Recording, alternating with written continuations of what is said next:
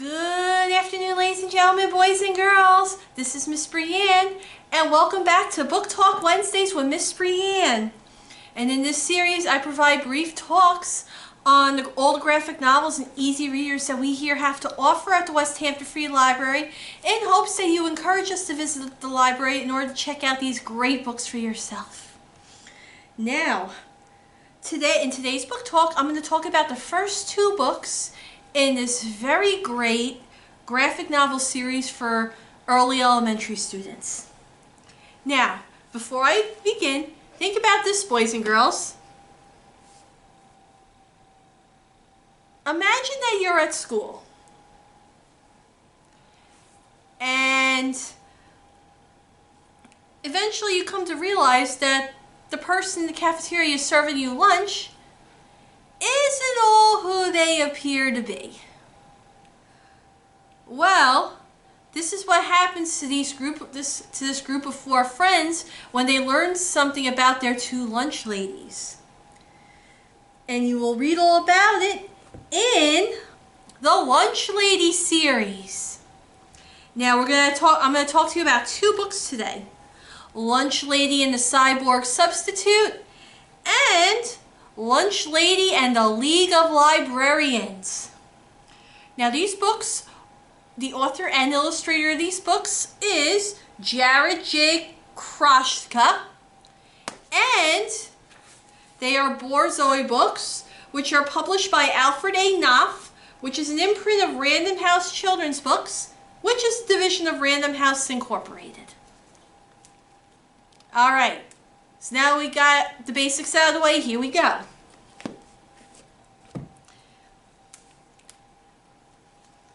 So,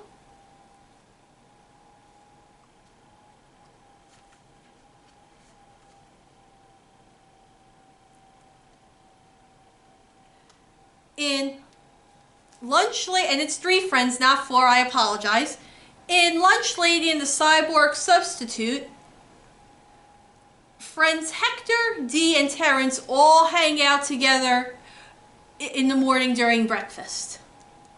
And they're wondering about their lunch ladies and what do they do when they're not serving lunch to the kids at the school.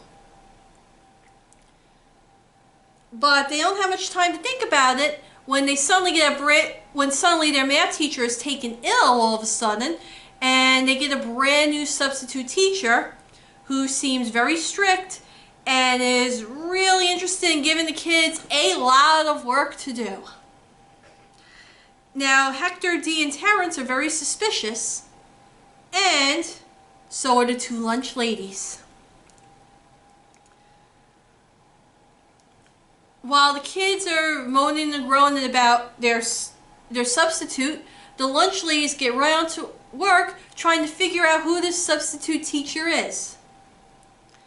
And our curious group of kids follow along to see what they're doing. And this all turns out to a crazy ending with the three kids figuring out the secret of the two lunch ladies.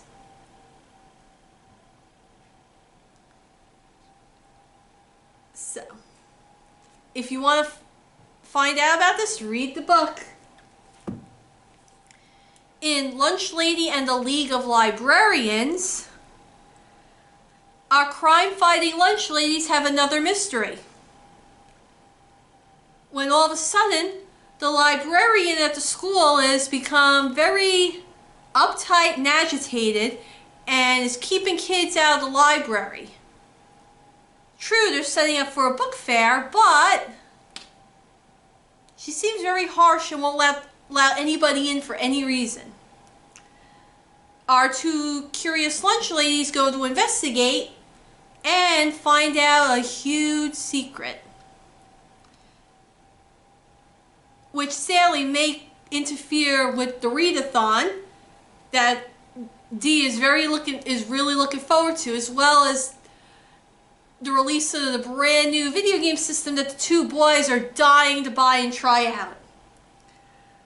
Will the boys get their video game system? Will the readathon go on without any problems? Will our lunch lady be able to stop the librarians' plans? Well, you'll have to find out. Now, all these are great books, and it's very good for that early elementary student who has these crazy fantasies about what their teachers and lunch ladies do when they're not teaching or when they're not in school.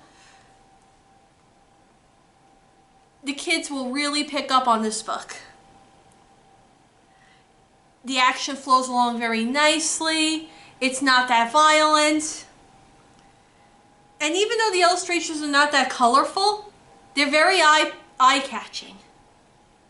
But I strongly recommend this series for any early elementary